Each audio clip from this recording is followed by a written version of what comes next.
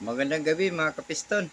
Sa gabing ito, i-upload na natin yung panglima nating video sa 4HF1 engine overhaul.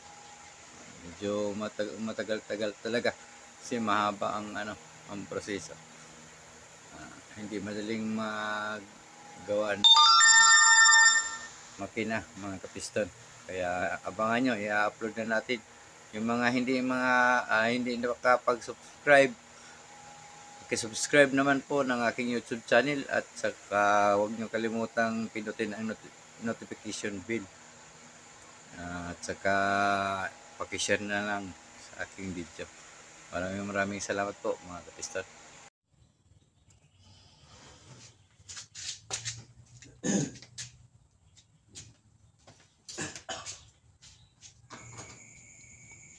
So ngayon mga kapiston, ready na ang ating block at saka ating rocker arm. Atin na ngayong i-tune up. Tune up na natin yung barbula para matapos na ang ating taas sa may cylinder head. Kung mapapansin nyo mga kapiston, niluwagan ko yung lock sa adjuster. Ayan, kinakabit ko mga kapiston yung valve lock, valve cap, yung valve cap sa sa taas ng barbula. Yung pinaka-top niya mayroong valve cap dyan na nakalagay. Nilalagay natin mga kapiston para ang purpose niyan para hindi masira yung natin, yung barbula. Sa kagalaw kasi ng rocker arm, mapipit-pit yung dulo ng barbula natin. Kaya meron siyang valve cap na nakalagay.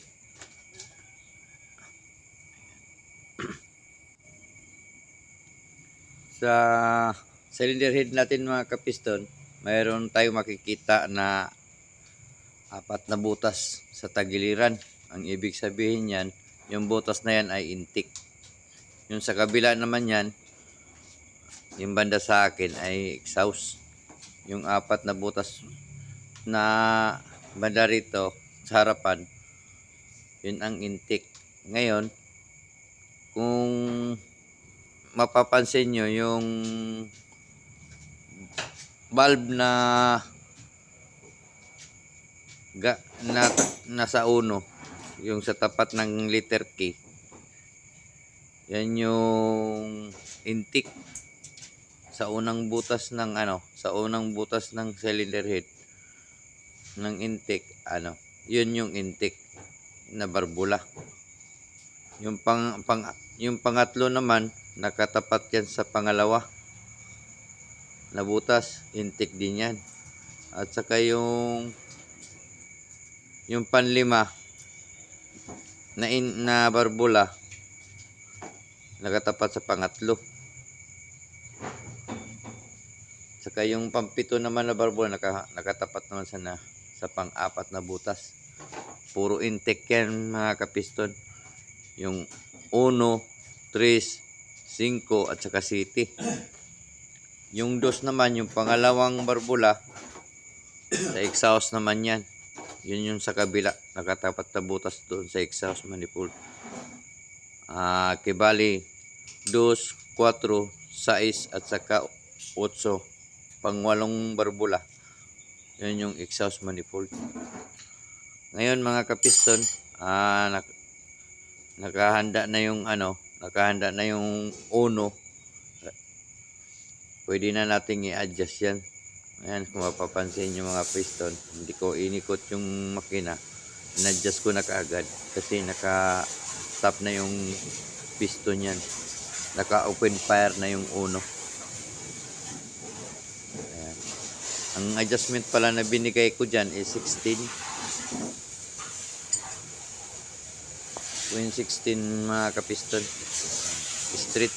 Yung dalawa intake exhaust 16 ang nilagay ko dyan. Yan mga kapiston. Ang firing order pala sa 481, 1342 ang firing order niya. Tapos yung running mate niya, ang running mate niya is 4. Ang running mate naman ng 3, 2. Ayun mga kapiston. Hintayin nyo lang, iikutin ko muna yung makina para ma-adjustan na natin yung 3. Ayan mga kapiston, nilalagay ko pa yung yung mga valve cap kasi yung iba hindi ko nalagyan kanina. So anong nakakompress pa.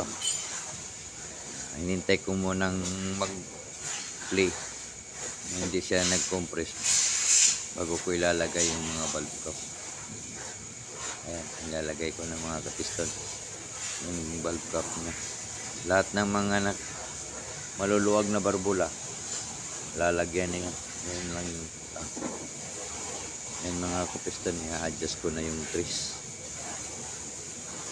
Unang nating in-adjust kanina 1, ngayon trace na naman ang na-adjust natin.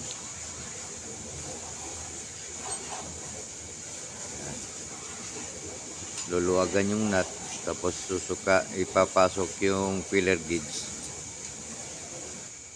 Pag okay na, yung smooth lang yung pasok, yung pag ginalaw mo hindi siya matigas, hindi naman siya malambot mga kapiston. Pag okay na yung yung galaw ng filler gauge, hihigpitan mo na yung nut sa rocker arm, sa adjuster. Ilagay mo yung flat screw, tapos ikontra mo yung flat screw, yung 14 na backtrace ang ikutin. Yung nut hihigpitan, lulog. Yung intake naman ang niluwagan ko, sinukat ko pala. Ayan mga kapiston, nakikita mo. Tapos na ko lang. Tapos na ngayon ang titingnan natin, yung ang susukatin natin is 4 naman. Ikutin natin yung makina mga kapiston. Ang babantayan natin dyan yung 1 piston,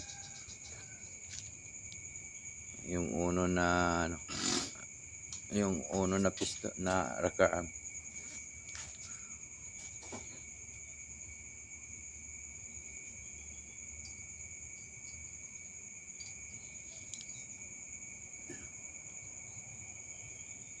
Kinakabit ko muna yung valve cap.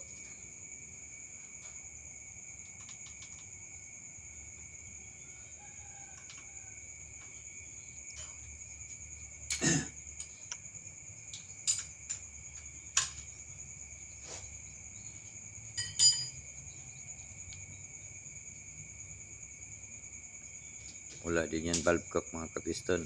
Ano mo muna, kabitan natin yung valve cap yan. Yan, papasok na. Yan, nakapasok na yung valve cap. So higpitan natin ng konti. Yan yung barbula ng dus mga kapiston. Kita nyo, ginagalaw ko yung Ayan, mapapansin mo naman yung exhaust ng 1 nakakalahati pa mga kapiston, no? Ang intake naman is nakasagad pagtaas.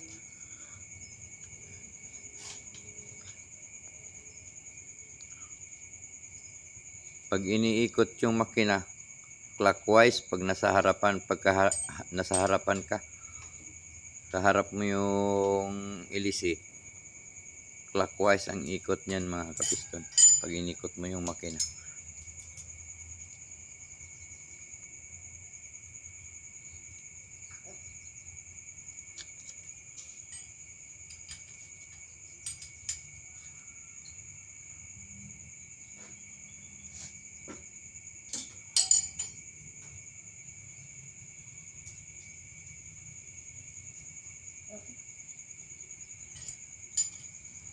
Inulit ko yung pagsukat yung exhaust sa number 3, medyo maluwag, kaya hihigpitan ko ng konti.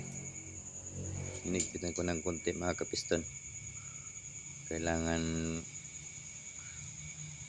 swabe yung galaw ng pillar beads. Hindi mahigpit, hindi rin maluwag.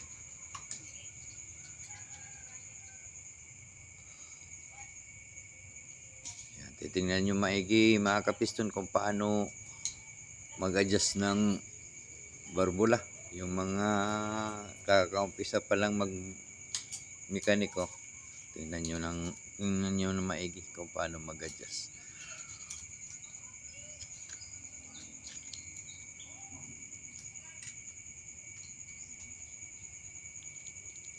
Yan, maluwag pa rin mga kapiston.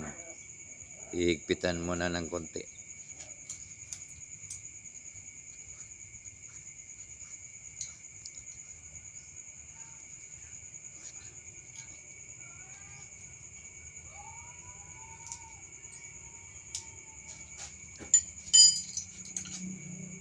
Yun, tapos na mga kapiston. Ayan. Iikutin ko na yung makina. Babantayan natin ngayon mga kapiston yung exhaust ng uno. Yan, kita nyo bumaba yung exhaust. Ayan, sa uno. Yung number 2 na barbula, tingnan nyo mga kapiston. Tapos aakyat ngayon yan habang iniikot. Yung kamay ko naman, nandyan nakahawak sa intake na barbula para maramdaman ko na bumaba. Yan, umaakyat yung exhaust. Pagbaba ng konti ng intake, tama na, okay na yan. Ma-adjust na kaagad natin yung yung 4. Yan mga kapiston, no? Kikita nyo, na-adjust na natin.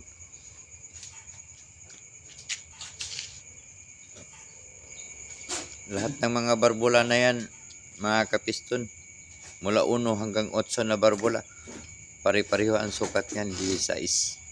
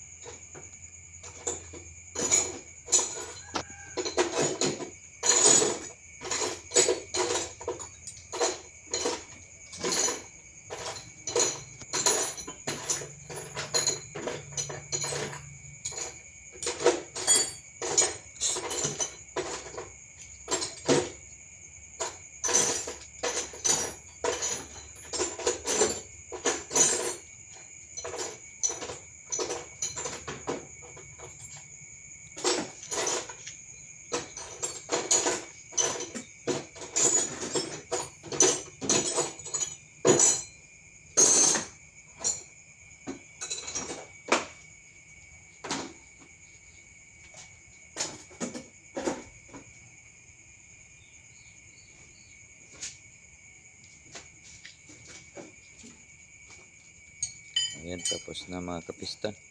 Tapos na yung 4. Na-adjust na natin. Ikutin na naman natin yung makin. Ang titingnan naman natin ngayon mga kapiston ay trees. A-adjustan natin yung dus. Mapapansin nyo, gumagalaw yung, pag inikot ko, gagalaw yung exhaust manifold ng trees. Ayan. Tapos yung isang kamay ko nasa itik naman. pagbaba ng konti sa intake, ayun, bumaba na mga kapiston. Mag-a-adjust na tayo sa dos. Adjust na natin yung dos mga kapiston para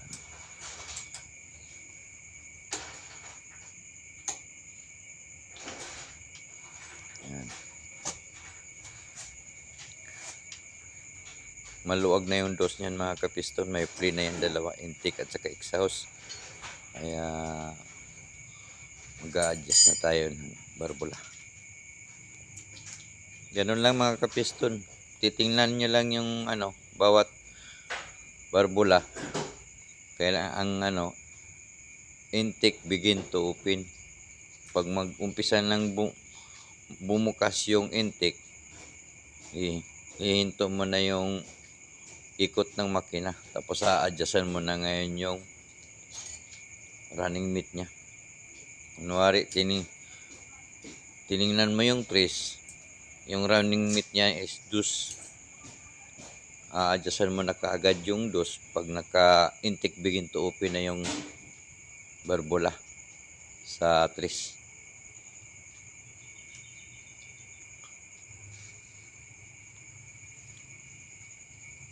Ayan, sinusukat ko mga kapiston.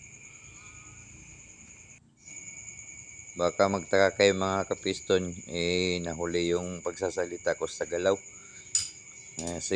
Sinadya ko yan na gawa mo na ng gawa bago magsalita sa pag ma-upload ko na. Kasi wala akong mic. Hindi maririnig ko.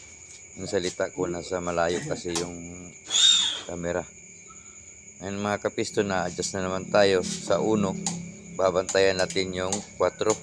Ayan, bumababa yung exhaust manifold ng 4 mga kapiston. Umaakit na ngayon.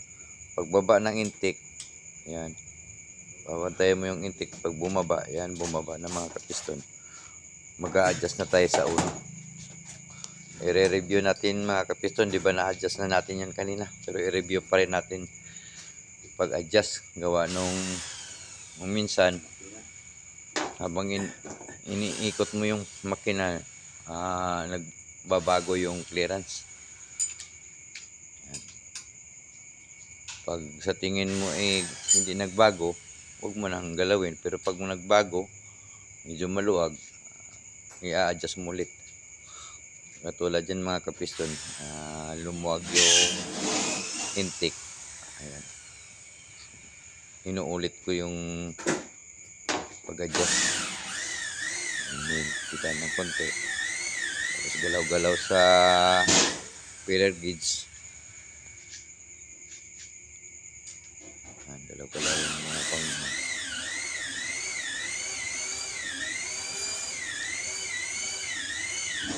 na mga kapiston.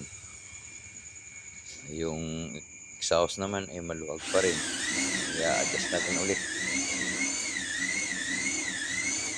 Kasi nagbago yung clearance.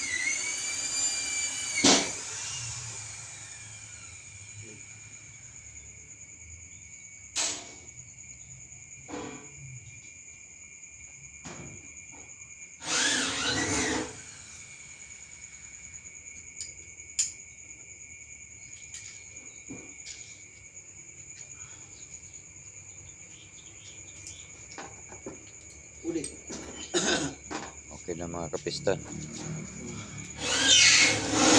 na ang clearance ng dalawa. Kaya ikutin natin ulit. Adjust tayo ng trace.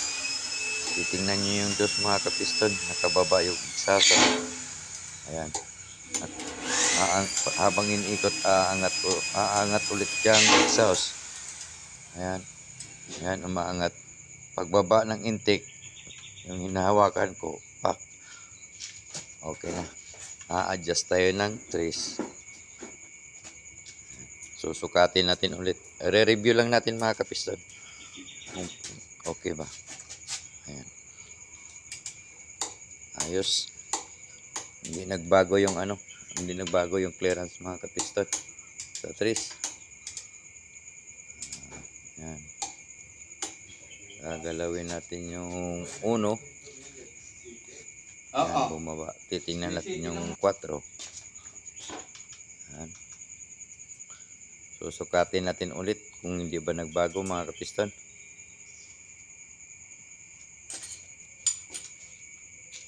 Ayan. Kita nyo, nagbabago ang exhaust pero yung intake hindi. Okay lang. Kaya hindi ko na ginalaw yung intake, yung exhaust lang mga kapiston.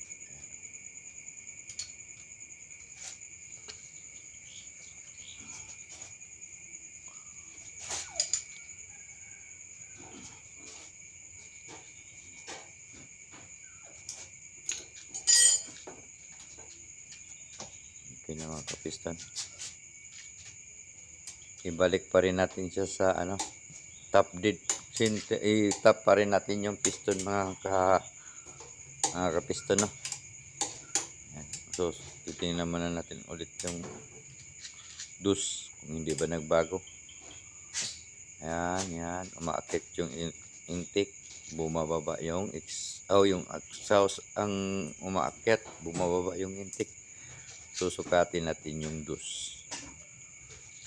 Okay mga kapiston, hindi nagbago.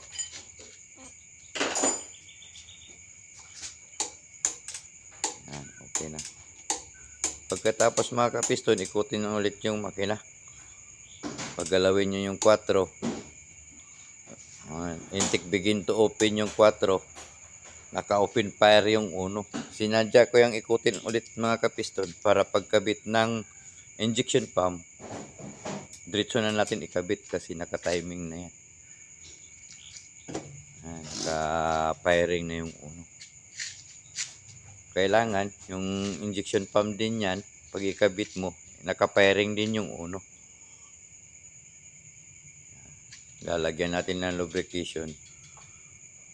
Yan mga kapiston. Lalagyan yan siya para hindi umiingay.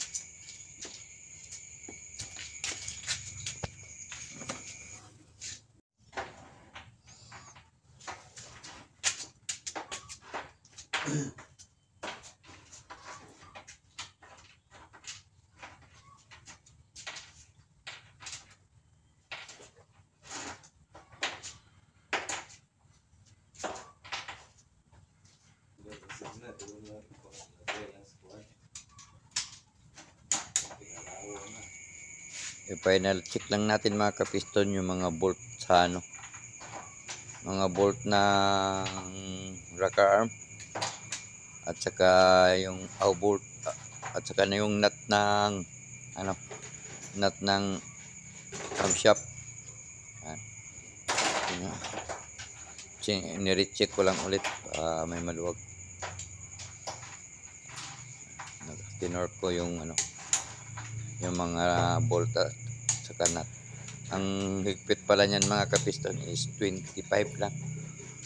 Huwag nyo iabot ng 30, malulos thread na yung nut or bolt, mapuputol. Kailangan 25 lang nilagay nyo mga kapiston.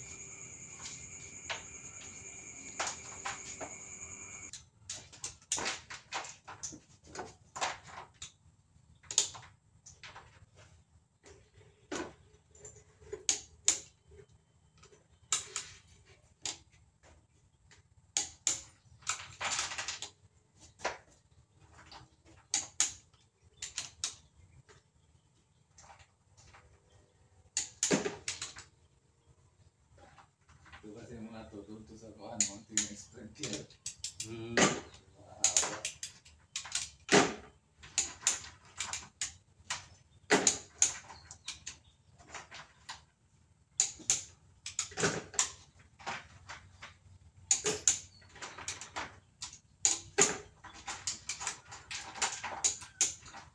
ganito si Jason.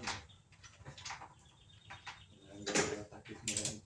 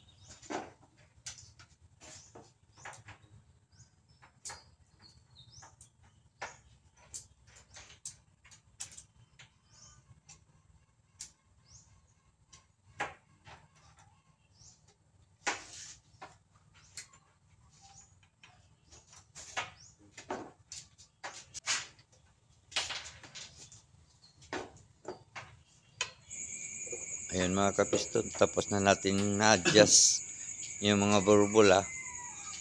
Pwede natin siyang takpan. Tatakpan na natin yung barbula mga kapiston para hindi mapasukan ng dumi. Dahil wala na tayong gagawin dyan sa ilalim. Tapos na tayo nag-adjust ng barbula. Higpit na rin yung mga lahat ng bolt.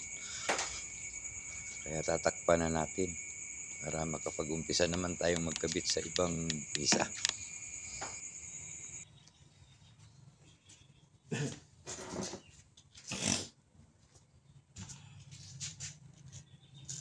Kung doon sana to ginawa, makakabili.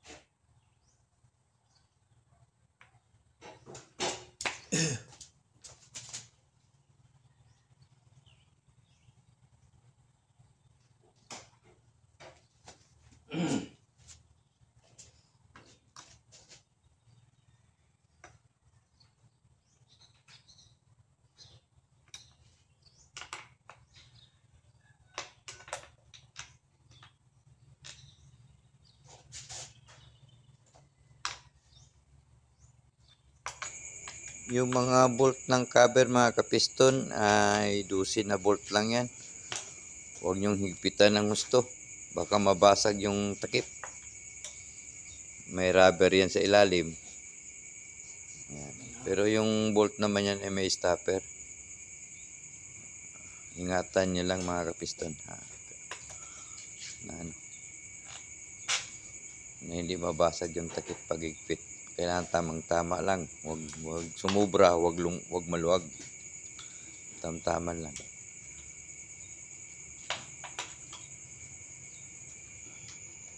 Ganon din naman. Basta 12 ang bolt mga kapiston, ang higpit niyan is 25 lang.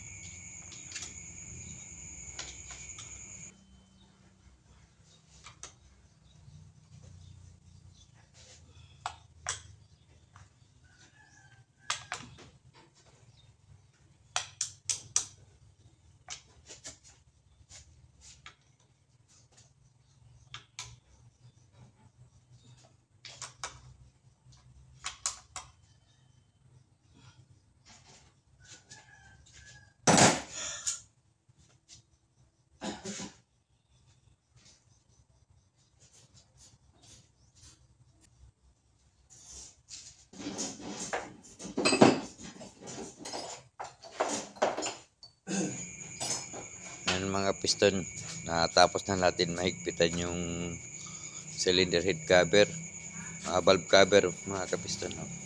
Ngayon susunod naman natin ikabit yung steering pa, yung ano niya sa gilid, tapos yung steering pump.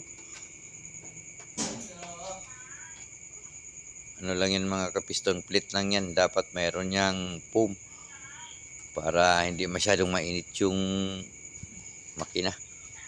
Kaso wala nang foam, plate na lang. Binabalik ko pa rin para hindi makalat yung ibang pisa. Pero pwede naman hindi ilagay yan mga kapiston. Ipitan muna natin bago natin ikabit yung steering pump.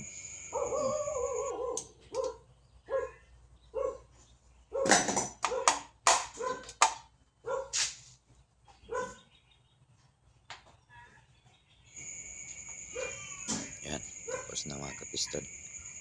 Nahigpitan na. Tapos na natin mahigpitan yung bolt.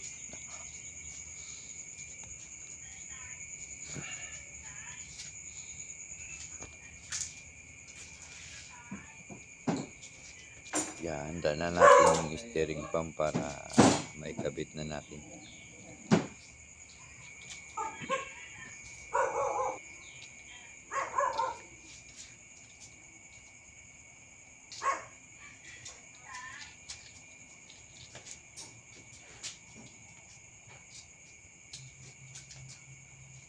Yan ang steering pump mga kapiston. Yan yung bit ko na yan. Ang tawag niyan ay steering pump. Yan yung nakalagay sa tagiliran ng makina. Nakaharap siya sa wheel housing.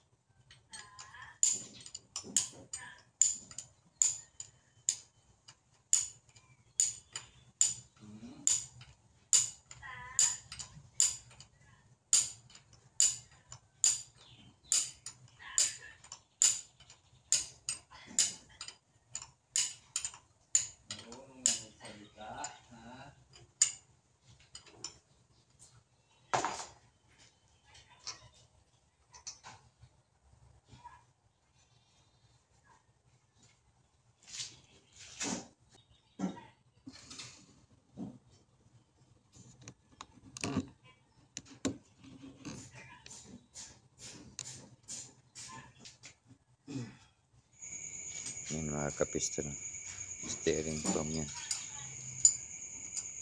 Pinakabitan ko lang na ibang bolt yan. Hihigpitan ko lang mga kapiston para hindi mag-leaking. Pagkatapos iba naman pisa ikabit natin.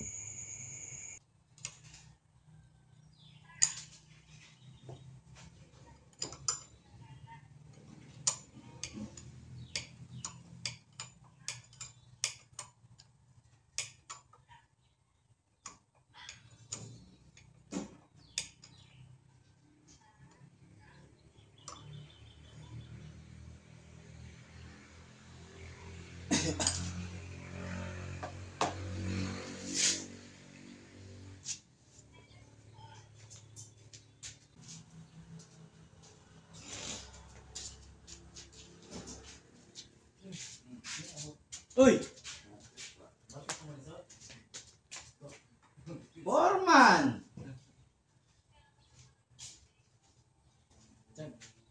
Kararating mo lang. Nasa kong lisod. Sabi wala. Kami ni tatlo. Akala nga ni siya nandito ka eh. Hindi, kasi may Sir Richard. Anong na daw ang babalik eh? Sabi nga niya, ay di apat pala kayo dyan. Hindi, tatlo lang. Wala naman dito si Foreman eh. Pang-apat yung asawa ni Arjun. Arjun.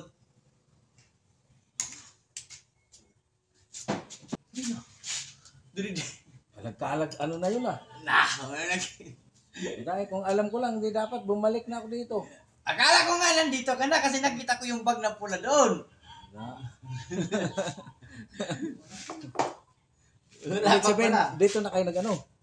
Oo, nagluto lang si Kuya Binignit. Nag-undas, dito na kayo. Oo. Nag-auno? Oo. Ayun mga Oo, kapiston, dito kami. hanggang sa steering pump lang muna ang ikakabit natin. Medyo mahaba-haba na yung oras. Kaya puputulin muna natin. Okay mga kapiston, tapos na natin pag-upload ng ating videong panlima. Maraming salamat at huwag niyo kalimutang subaybayan palagi ang aking video para marami tayong matutunan. Maraming salamat mga kapiston. Don't forget to subscribe my YouTube channel. At saka huwag kalimutang pindutin ang aking notification bell. Paki-share na lang din po sa aking video. Salamat.